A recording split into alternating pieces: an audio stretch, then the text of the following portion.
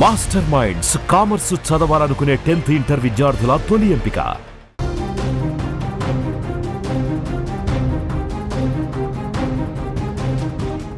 Breaking news చూస్తున్నాం. Iran Israel మధ్య భీకర యుద్ధం కొనసాగుతోంది.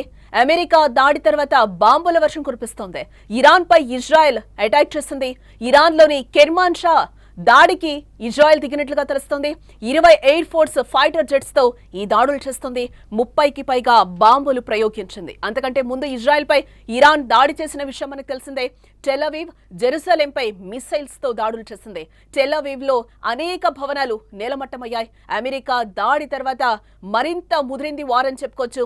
హర్మూజ్ జలసంధి మూసివేయాలని టెహ్రాన్ నిర్ణయం తీసుకుంది. అమెరికా ఆర్మీ టార్గెట్ గా ఇరాన్ అడుగులు వేస్తున్నట్టుగా మనకి సమాచారం అందుతోంది.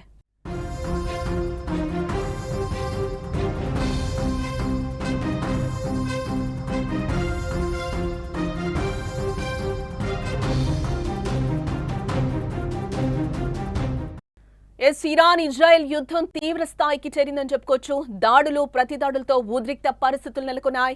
ఇరాన్ లో 3 అణు కేంద్రాలపై అమెరికా దాడి తర్వాత 2 దేశాలు బాంబుల వర్షం కురిపించుకుంటున్నాయి. ట్రంప్ ఎంట్రీతో ఇరాన్ వెనక్కు తగ్గుతుందని అంతా అనుకుంటే ఆ దేశం మాత్రం వెనకడుగు వేయటం లేదు. అమెరికా దాడి చేసిన గంటల్లోనే ప్రతీకారంగా ఇజ్రాయెల్ పై ఇరాన్ మిసైల్స్ తో విరుచుకుపడింది. ఒకసారిగా టెల్-అవీవ్, జెరూసలేం నగరాలపై భీకర దాడులు చేసింది. ఇరాన్ దాడుల్లో అనేక నగరాలు నేలమట్టమయ్యాయి. ఇరాన్ దాడులకు కౌంటర్ గా ఇజ్రాయెల్ కూడా రివెంజ్ అటాక్ చేసింది. ఇజ్రాయెల్ యుద్ధ విమానాలు పశ్చిమ ఇరాన్లోని సైనిక స్థావరాలే లక్ష్యంగా దాడులకు తెగబడింది. ఇరాన్లోని కెర్మాన్ షా టార్గెట్ గా ఇజ్రాయెల్ ఈ దాడులు చేసింది. 20 ఎయిర్ ఫోర్స్ ఫైటర్ జెట్స్ తో దాడులు చేశామని 30కి పైగా బాంబులు ప్రయోగించినట్టుగా తెలిపింది. తమ దేశ భూభాగంపై దాడి కోసం క్షిపణులు నిల్వ చేసిన స్థావరాలపై అటాక్ చేసినట్టుగా పేర్కొంది. ఇటు మరోవైపు అమెరికాపై తీవ్ర కోపంగా ఉన్న ఇరాన్ అగ్రరాజ్యానికి గట్టిగా బుద్ధి చెప్పేందుకు సిద్ధమవుతోంది. అమెరికా ఆర్మీని టార్గెట్ చేసేందుకు సిద్ధమవుతోంది. మిడిల్ ఈస్ట్ లో దాదాపు 50,000 మంది అమెరికా సైన్యం ఉంది. ఇరాక్ లోని అల్-అసద్ మరియు అర్బిల్ వైమానిక స్థావరాలతో సహా వివిధ స్థావరాల్లో అమెరికా దళాలున్నాయి.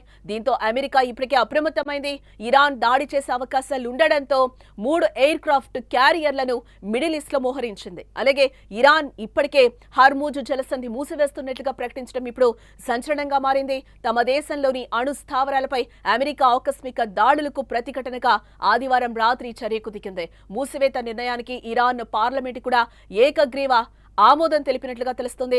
హర్మూజ్ జలసంధి మూసివేత జరిగితే ప్రపంచవ్యాప్తంగా చమురు, గ్యాస్ సరఫరాలపై తీవ్ర ఆటంకం వాటిల్లుతుంది. క్రమేపీ ప్రపంచవ్యాప్త యుద్ధ వాతావరణం మరింత విస్తరించుకునే అవకాశం కూడా ఏర్పడుతుందని నిపుణులు చెప్తున్నారు. ఇప్పుడు ప్రపంచవ్యాప్తంగా చమురు అవసరాల్లో దాదాపు 20% ఈ మార్గం గుండానే రవాణా అవుతుంది. పలు దేశాలకు చమురు సహజ వాయువుల బ్యారెల్స్ నౌకల ద్వారా వెళుతాయి. అరేబియా సముద్రంలో ఒమన్ కు చెందిన ముసాండన్ ద్వీపకల్పం, ఇరాన్ మధ్య ఉన్న అత్యంత ఇరుకైన జలమార్గమే ఈ హర్మూజ్ జలసంధి. ఇక్కడ ప్రతిరోజు 2 కోట్ల బ్యారెళ్ల చమురు వివిధ దేశాలకు వెళ్తూ ఉంటుంది. సౌదీ, ఇరాన్, యుఏఈ, కువైట్, ఇరాక్ల నుంచి చమురు పలు దేశాలకు సరఫరా అవుతూ ఉంటుంది. భారత్ విషయానికి వస్తే ఇక విదేశాల నుంచి వచ్చే ముడి చమురుల్లో 40% హర్మూజ్ జలసంధి ద్వారానే వస్తుంది. ఒకవేళ హర్మూజ్ జలసంధిని ఇరాన్ మూసివేస్తే భారత్ తన 74 రోజుల నిల్వలను తగ్గించుకోవాల్సిన పరిస్థితి ఏర్పడుతుందని చెప్తున్నారు. తాజా పరిణామాలు ప్రపంచవ్యాప్తంగా తీవ్ర ఆందోళన కలిగిస్తున్న పరిస్థితి కనిపిస్తున్నాయి. ఈ నేపథ్యంలో ప్రధాని మోదీ ఆదివారం ఇరాన్ అధ్యక్షుడితో ఫోన్లో మాట్లాడారు. తాజా పరిస్థితులపై సుదీర్ఘంగా ఇరువురి మధ్య చర్చ కూడా జరిగింది. పశ్చిమాసియాలో పెరుగుతున్న ఉద్రిక్తతలపై ఆందోళన వ్యక్తం చేసిన ప్రధాని మోదీ ఉద్రిక్తతలు తగ్గించుకోవాలని కూడా ఇరాన్కి సూచించడం జరిగింది. చర్చలు, దౌత్య మార్గాలపై దృష్టి సారించాలని కోరారు.